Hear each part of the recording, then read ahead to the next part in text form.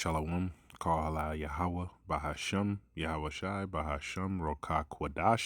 Peace and blessings to the hopeful elect, and double honors to the elders, prophets, and teachers who taught us this 100% truth. I don't know if you Akim and Akwath know these two demons, but you got Sharon and Karen Sanders. These two women accused a black man of raping them, and he was sentenced to 100 years in prison. He served 44 years before he was released because it was found out that these two are liars. And they have no remorse, right? Because they're just showing who they are. Let's get that in scripture. That is the book of Amos, chapter 1, verse 11. Thus saith Yahweh, for 3 transgressions of Edom, and for 4, I will not turn away the punishment thereof, because he did pursue his brother with the sword, and did cast off all pity, and his anger did tear perpetually, and he kept his wrath forever. So Esau Edom has a continuous, never-ending hatred for Jacob. That goes into Esau Edom, the so-called YT man, and he has a continuous hatred for Jacob, aka Israel, you know, the blacks, Hispanics, and Native Americans. And it's shown with these women and how they treated this man. It was already proven and evidence was brought out that they lied. But did they have pity? No. And let's prove it. His accusers, Sharon and Karen Sanders, decided to stand down. He went in guilty. He's guilty now. And guess what? He will die guilty. I'm happy. I got 44 years. Are you mad at anyone? No, I'm not mad. So you're not mad at the women? No, I'm not mad at them. I mean that. When I told them I forgive them, that's what I mean. Forgive.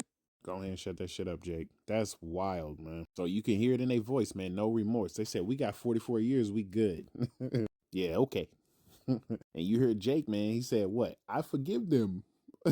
What the fuck? Are you crazy? This is the book of Ephesians, chapter 4, verse 26. Be ye angry and sin not. Let not the sun go down upon your wrath. So it's not a sin to be angry, man. You don't have to. It's not a sin. You could be angry at them damn devils, man. Look what they did to you. You spent 44 years in prison for some shit that you didn't do. And you're not mad? And then you can see it right here. The sisters told Beganad, whatever the fuck his name is, they were standing by their accusations against Simmons. He told us he was going to kill us, and we believed every word of it, Karen Sanders. They don't have no remorse. They're standing on that, even though it came out that they were liars. Let's get that. Good morning to you, David. Good morning, Gil. What you are about to hear, the jury never heard. Starting with the initial report that the twins gave to police about who they say sexually assaulted them. A questionable photo. The forensic exam conducted by a doctor on the twins. And then we have an explosive revelation that no one has heard until we started investigating this story. In the rural center of Louisiana, there has been a haunting question hanging over Marksville for decades. Did Vincent Simmons get a fair trial in 1977 when he was convicted of a heinous crime against 14-year-old twin sisters? He raped 2 of us, and he put us in a trunk to die. He had me write our names down, and he told us he was going to kill us. And we believed every word of it. And we were not going to tell anyone. Our plan was we were going to die with this. But 2 weeks later, word got to the sheriff.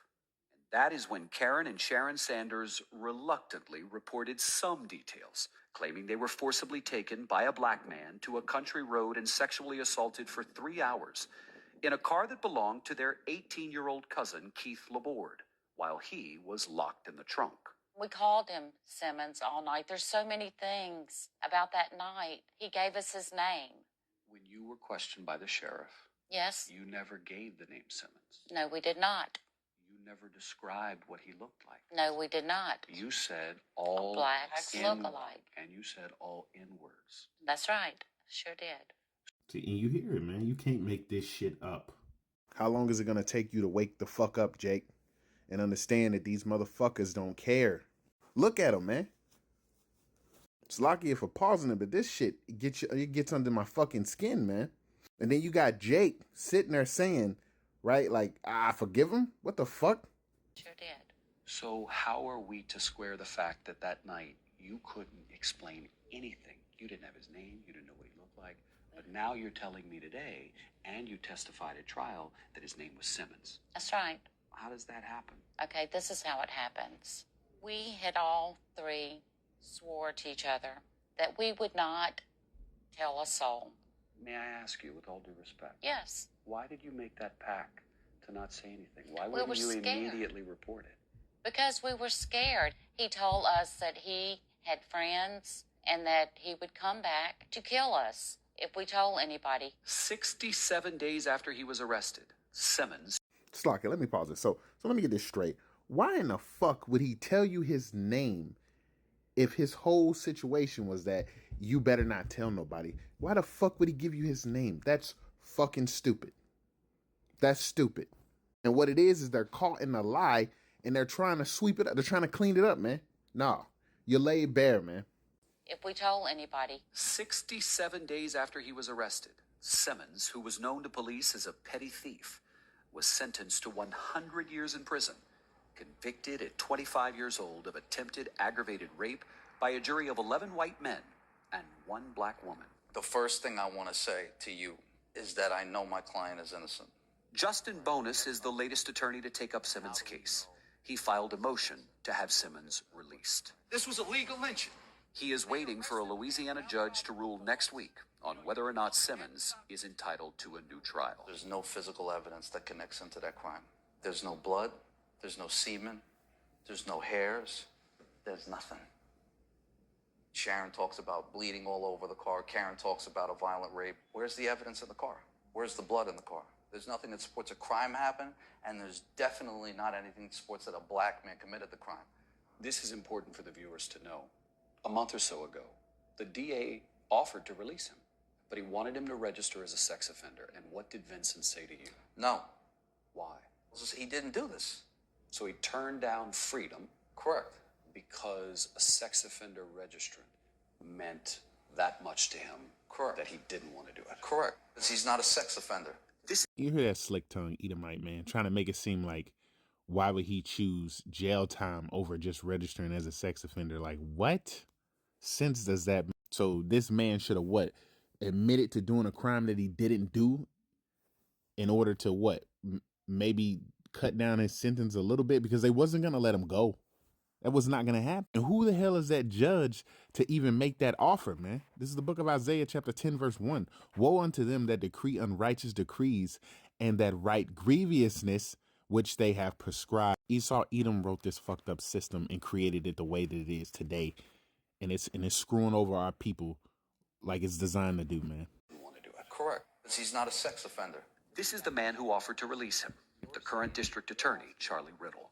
Why did you offer to release Mr. Because Simmons? today, 40 years would probably be the sentence that we would request in a case like this. This box, this. Instead, Riddle is now left to defend a case that, based on new information, raises more questions about whether Simmons is guilty.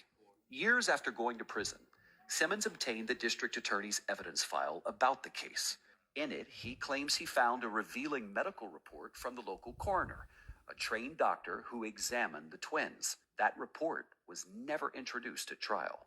One of the attorneys, who was Vincent's defense attorney at the time of trial, says they never knew that the coroner said you were a virgin, that the coroner said there was no evidence of sexual assault found on either one of you. Okay, well, They didn't know that. Well, it's 2 weeks later, and it's still not important. The fact is, he still attempted, and he wasn't successful, so he still raped me, and he did rape her. So how do you react, though, when the report essentially says I there don't was care, no because evidence of sexual assault? Because it doesn't matter. There was. Because we know. By now, I think if we were lying, we would have given up. But I'm not giving. You can't make this up, man. The woman said she was the doctor said that she was a virgin. What she say, it doesn't matter. Let's get these last precepts. This is the book of Revelation, chapter 12, verse 10. And I heard a loud voice saying in heaven, now is come salvation and strength, and the kingdom of our power, and the power of his Hamashiach. For the accuser of our brethren, hello, Esau Edom, is cast down, which accused them before power day and night. You're not innocent, man. And Yahweh willing, judgment is coming, and hopefully soon. And with that, shalom.